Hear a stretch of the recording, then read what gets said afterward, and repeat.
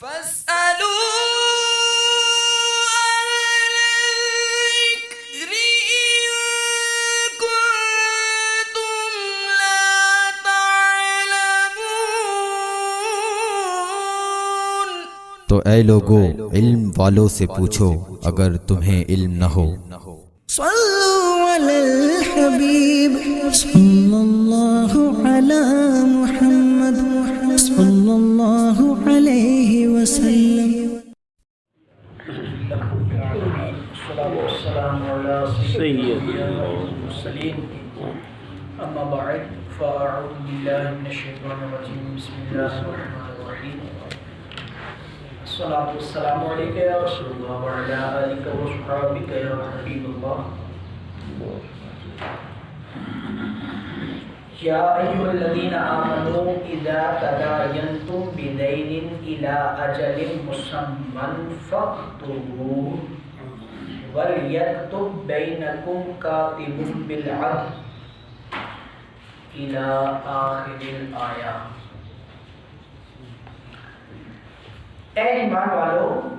جب تم ایک مقرر مدت تک کسی دین کا لین دین کرو، دین مطلب قرض کا لین دین کرو،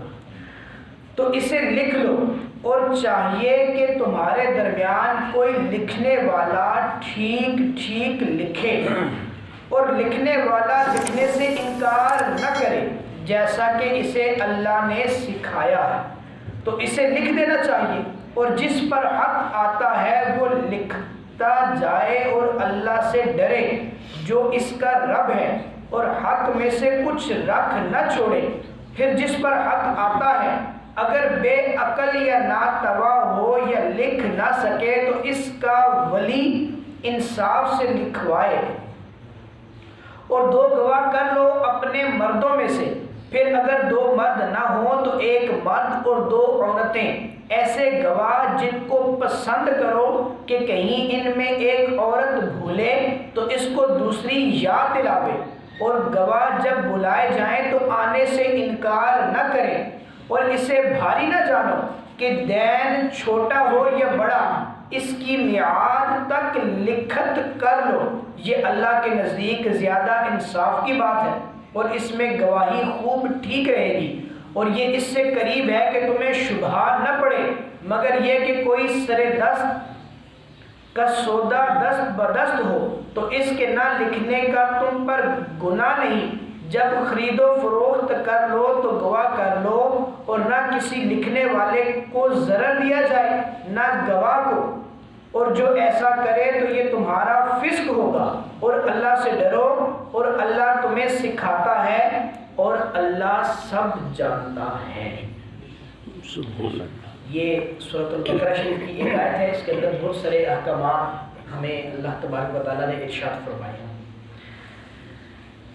سب سے بڑی بات تو یہ ہے کہ آج کل اس حکم کا ہمارے اس معاشرے میں سب سے زیادہ ضرورت تو سب معاشرے میں ہی رہے گی، لیکن ہمارے ہاں جو آج کل جو ماحول چل رہا ہے اس کے مطابق تو میں یہ سمجھتا ہوں کہ یہ بہت زیادہ ضروری ہے۔ اگرچہ اس آیت کے اندر جو حکم ہے وہ حکمیہ نہیں ہے، واجب نہیں ہے، مستحب حکم ہے کہ اس کو کر لیا جائے، لیکن آج کل کے دور میں تو یوں سمجھیں کہ آپ اس کو خود سے اپنے اوپر واجب کر لیں، کیونکہ آج کل بے انصافی کا دورہ ہے، لوگ چیزیں لے کر بھول جاتے ہیں، پیسے لے کر بھول جاتے ہیں، قرض لے کر معاملات کر کے بھول جاتے ہیں، تو اس لیے اللہ تبارک و تعالیٰ نے ارشاد فرمایا کہ جب تم آپس میں قرض کا لین دین کرو تو لکھ لو، جو قرض دے رہا ہے جو لے رہا ہے وہ دونوں آپس میں ایک معاہدہ کر لیں کہ بھائی میں نے اتنے پیسے تمہیں دیے ہیں، اتنے وقت کے لیے دیے ہیں، اتنے وقت کے بعد تم مجھے واپس کرو کہ 2 گواہ اس میں کر لیے جائیں، 1 مرد ہو جائیں، 2 عورتیں ہو جائیں یا 2 مرد ہو جائیں۔ تو یہ صورت جو ہے یہ زیادہ مناسب ہے کہ اس میں جھگڑے کی صورت نہیں رہتی۔ بعد میں جب بھی آپ مطالبہ کریں گے، کیونکہ اعلیٰ حضرت نے فتاوی رضویہ شریف میں کسی جگہ لکھا تھا کہ آج کل قرض کی صورت تو یہ ہے کہ جس کو قرض دیا جائے پھر وہ غائب ہو جاتا ہے دنیا سے، ملتا ہی نہیں ہے کہ قرض لے کر وہ گیا کہاں، تو اس لیے یہ بہتر صورت یہ ہوتی ہے کہ ہم اس کو لکھ لیں۔ اس میں اللہ تبارک و تعالیٰ نے لکھنے کے کچھ احکامات دیے ہیں. معاہدہ انصاف کے ساتھ لکھا جائے. جیسے کوئی ایک ان پڑھ ہے یا پڑھ نہیں سکتا مطلب نظر کی وجہ سے، یا بہت بچہ ہے، یا اس کا ذہنی توازن درست نہیں ہے، اور اس کے مال میں سے کوئی دوسرا ولی یا کوئی اس کا مال میں سے قرض دے رہا ہے، تو جو لکھنے والا ہے وہ انصاف سے لکھے. جو معاہدہ ہوا ہے، جو بتایا گیا، جو سننے والوں نے سنا، اس کو لکھنے والا ٹھیک انداز سے لکھے. اگر غلط انداز سے لکھے گا یا کسی دوسرے سے پیسے لے کر، جیسے آج کل وہ زمینوں کے ہیر پھیر کر لیتے ہیں، یا جو اسٹامپ فروش ہوتے ہیں، بعض ایسے سب کی بات نہیں کر رہے اللہ ماشاء اللہ، تو جو اس میں سے غلط لکھ دے اور بعد میں اس کو پتہ نہ چلے، سین اٹھا کرا لیا، بعد میں پتہ چلا، یا کسی سادے پیپر پہ سین کروا لیے، بعد میں اپنی مرضی کی تحریر ڈال لی، یہ سخت معیوب بات ہے، گناہ کا کام ہے. ایسا نہیں ہونا چاہیے. یا تو جس نے قرض لیا ہے وہ خود یہ معاہدہ لکھے، وہ خود نہیں لکھ سکتا تو وہ کسی سے لکھوا لے. لکھنے میں یہ بات لازم ہے کہ جس کے ذمے ادائیگی لازم ہے. جیسے مالک مکان ہے، اس نے مکان کرائے پر دیا، تو جو لے رہا ہے وہ اس کے ذمے ادائیگی لازم ہے، تو وہ لکھوائے گا. جیسے آج کل یہی صورتحال اسٹامپ فروشوں کے پاس بھی ہے کہ جس کے ذمے دین ہوتا ہے وہی اس کے پیسے بھی اسٹامپ فروشوں کو دیتا ہے. وہ ایک الگ بات ہے کہ وہ دینا جائز ہے یا نہیں، وہ ایک الگ چیز ہے، لیکن یہ معاملہ ہوتا ہے، صحیح ہے، اور یہی صورت بھی ہے.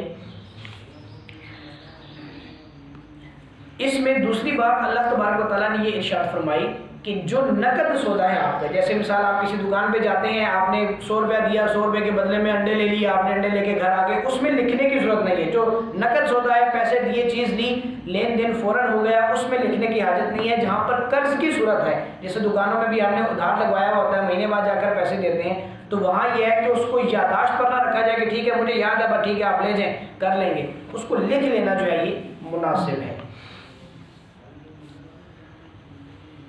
یہاں پر دوسری بات جو ہے وہ بیان ہوئی گواہی کے تعلق سے کہ گواہ کر لیے جائیں. تو گواہی کے بھی چند مسئلے آپ جو ہے وہ ذہن نشین کر لیں. ایک تو یہ ہے کہ گواہی جو ہے وہ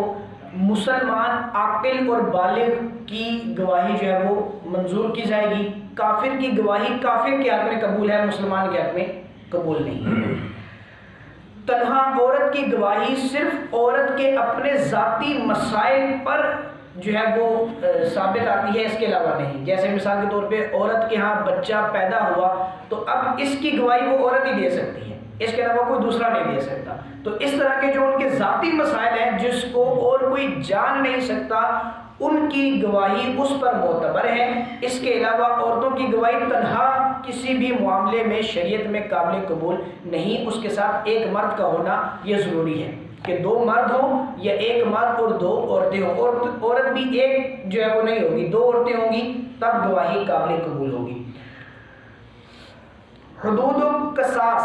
اس میں عورتوں کی گواہی بالکل معتبر نہیں ہے، اس میں صرف مردوں کی گواہی چلے گی. قصاص میں عورتوں کی گواہی جو ہے وہ نہیں ہوتی. پھر اس میں گواہوں کے لیے دوسری ایک بات یہاں پر اللہ تبارک و تعالیٰ نے یہ ارشاد فرمائی کہ آپ جب کسی لین دین میں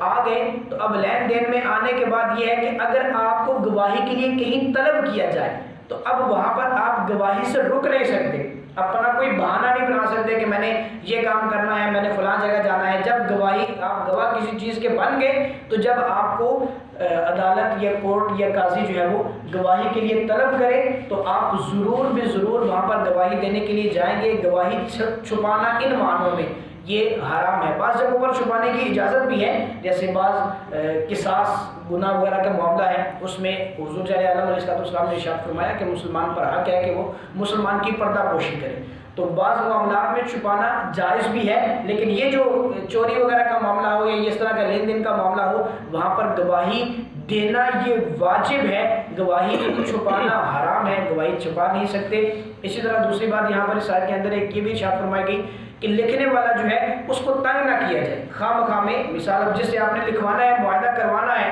اب اس کو وہ اپنا کوئی ذاتی کام کر رہا ہے اور ہم اس کے سر پہ چڑھ کے بیٹھ جائیں، نہیں لکھ کے دو، نہیں لکھ کے دو، کرو ہی کرو، کرو ہی کرو. ایسا نہیں ہونا چاہیے. ان کے ساتھ معاملہ طے کر لینا چاہیے اور پھر جب وہ اگر لکھنے والا کسی دور جگہ سے آئے، کسی دوسرے شہر سے آئے، یا اپنا کچھ اس طرح کا معاملہ چھوڑ کر آئے جس سے وہ اس کو اپنی کمائی، کاروبار میں کسی میں بیٹھا ہوا ہے، کاروبار چھوڑ کر آتا ہے، تو پھر اس کو کچھ ہدیہ بھی دیا جائے، کچھ اس کو دیا جائے تاکہ وہ جو ہے اپنے معاملات کو چلا سکے احسن طریقے سے۔ یہ بالکل جائز طریقہ ہے۔ اللہ مجھے اور آپ کو ان باتوں پر عمل کی توفیق عطا